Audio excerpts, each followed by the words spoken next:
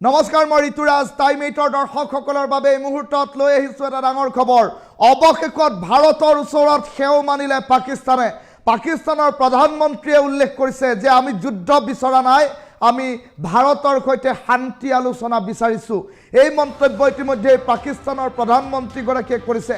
ভাৰতৰ যি যুযুধান ৰূপ, ভাৰতৰ যি সামৰিক সজ্জা, সেই সামৰিক সজ্জা দেখি এতিয়া পাকিস্তানৰ বুকুত কঁপনি, আৰু যাৰ ফলশ্ৰুতিত এতিয়া পাকিস্তানে যুদ্ধ বিৰতিৰ মাজতে উল্লেখ কৰিছে ভাৰতৰ সৈতে আমি শান্তি আলোচনা কৰিবলৈ সাজু বুলি মন্তব্য কৰিছে। ডাঙৰ খবৰটো টাইম 8ৰ দৰ্শকসকলক এই মুহূৰ্তত জনাইছোঁ। আমি ভাৰতৰ সৈতে শান্তি আলোচনা কৰিবলৈ সাজু বুলি পাকিস্তানৰ তৰফৰ পৰা কৰা হৈছে মন্তব্য।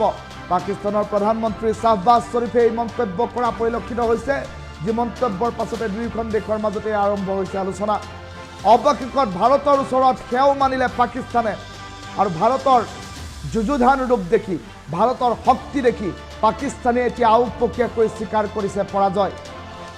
যুদ্ধৰ পৰিৱৰ্তে এতিয়া বিচাৰিছে শান্তি, আৰু শান্তি আলোচনাৰ বাবে পাকিস্তান সাজু হৈ আছোঁ বুলি ভাৰতলৈ পঠিয়াইছে প্ৰস্তাৱ। পানী নাপায় পাকিস্তানে সিন্ধু জলনীতি উঠাই ল'বলৈ ভাৰতক কৰিছিল আহ্বান, আৰু সিন্ধুৰ পানী মুকলিৰ বাবে পাকিস্তানে এতিয়া বাৰম্বাৰ ভাৰতৰ ওচৰত কৰিছে আবেদন, আৰু এই শান্তি আলোচনাৰ জৰিয়তে যাতে এটুপি খোৱা পানী পাকিস্তানে ভাৰতৰ পৰা লাভ কৰে তাৰে এক প্ৰকাৰ পৰিকল্পনা ৰচিছে। এটা গুৰুত্বপূৰ্ণ খবৰ টাইম 8ৰ দৰ্শকসকলক এই মুহূৰ্তত জনাইছোঁ। অৱশেষত ভাৰতৰ ওচৰত সেও মানিলে পাকিস্তানে। ভাৰতৰ শক্তি দেখি পাকিস্তানে আওপকীয়াকৈ স্বীকাৰ কৰিলে পৰাজয়, আৰু পানীৰ অভাৱত এতিয়া পাকিস্তানে ভাৰতৰ সৈতে শান্তি চুক্তিৰ বাবে সাজু হৈ আছোঁ বুলি উল্লেখ কৰিলে। ভাৰতৰ সৈতে শান্তি চুক্তি কৰিবলৈ পাকিস্তান সাজু বুলি পাকিস্তানৰ প্ৰধানমন্ত্ৰী শ্বাহবাজ শ্বৰীফে মন্তব্য প্ৰকাশ কৰিছে, আৰু এই শান্তি চুক্তিৰ জৰিয়তে যাতে ভাৰতে মানৱীয়তাৰ দৃষ্টিকোণেৰে সিন্ধু জল চুক্তি উঠাই লয়, সিন্ধু জল চুক্তি পুনৰবাৰ সিন্ধু নদীৰ পানী যাতে পাকিস্তানলৈ এৰি দিয়ে, সেই কথা উল্লেখ কৰিব পাকিস্তান চৰকাৰে। তেনে পৰিপ্ৰেক্ষিতত ভাৰতে এই ক্ষেত্ৰত কি ব্যৱস্থা গ্ৰহণ কৰে সেয়া হৈ পৰিব লক্ষণীয়। আমি ভাৰতৰ সৈতে শান্তি আলোচনা কৰিবলৈ সাজু বুলি মন্তব্য প্ৰকাশ কৰিলে পাকিস্তানৰ প্ৰধানমন্ত্ৰী শ্বাহবাজ শ্বৰীফে। সিন্ধুৰ পানী মুকলি কৰি দিবৰ বাবেও এতিয়া পুনৰ এই শান্তি আলোচনাৰ জৰিয়তে আহ্বান জনাব পাকিস্তানে।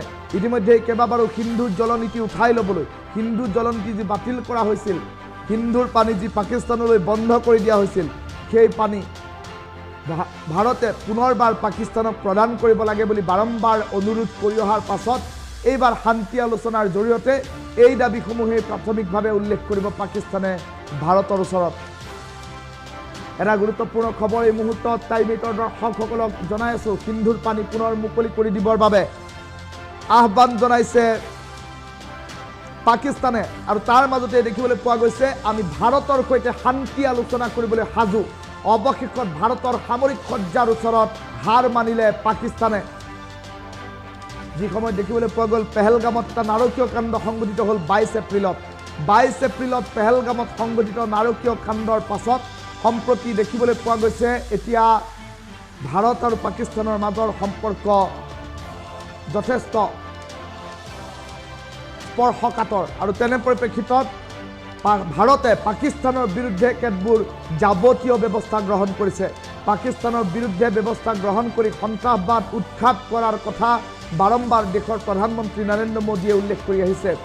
দেশৰ প্ৰধানমন্ত্ৰীগৰাকীয়ে মন্তব্য প্ৰকাশ কৰিছে তেজ আৰু পানী একেলগে কেতিয়াও বব নোৱাৰে, সেই কথা স্পষ্ট, আৰু সন্ত্ৰাসবাদৰ বিৰুদ্ধে অভিযান অব্যাহত থাকিব, অপাৰেশ্যন সিন্দুৰ শেষ হোৱা নাই, এই কথা বাৰম্বাৰ দেশৰ প্ৰধানমন্ত্ৰীগৰাকীয়ে উল্লেখ কৰিছে।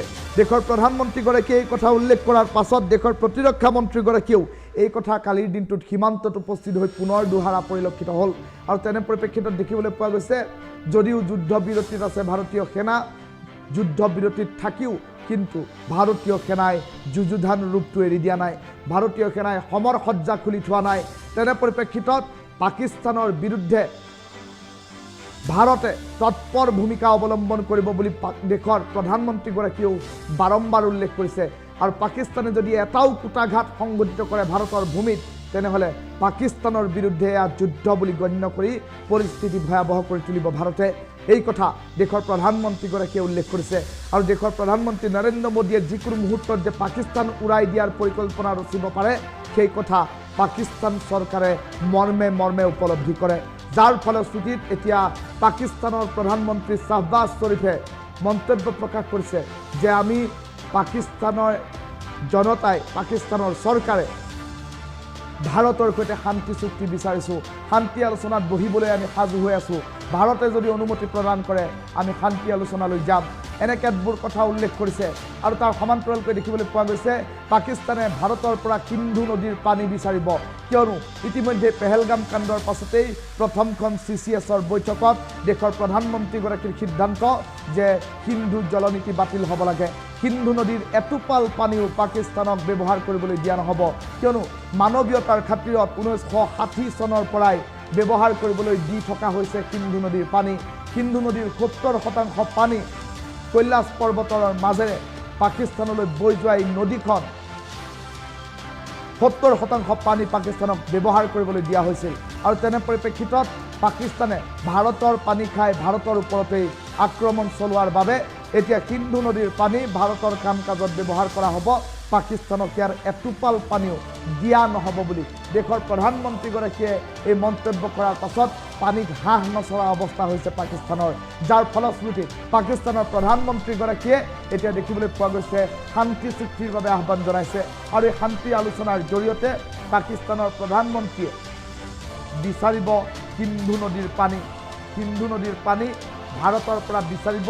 এই আলোচনাৰ জৰিয়তে সেই কথা সুস্পষ্টকৈ ইতিমধ্যে এক বিবৃতিত প্ৰকাশ পোৱা পৰিলক্ষিত হৈছে। তেনে পৰিপ্ৰেক্ষিতত দেশৰ প্ৰধানমন্ত্ৰীগৰাকী অথবা ভাৰত চৰকাৰে কি ব্যৱস্থা গ্ৰহণ কৰে সেয়া হৈ পৰিব লক্ষণীয়।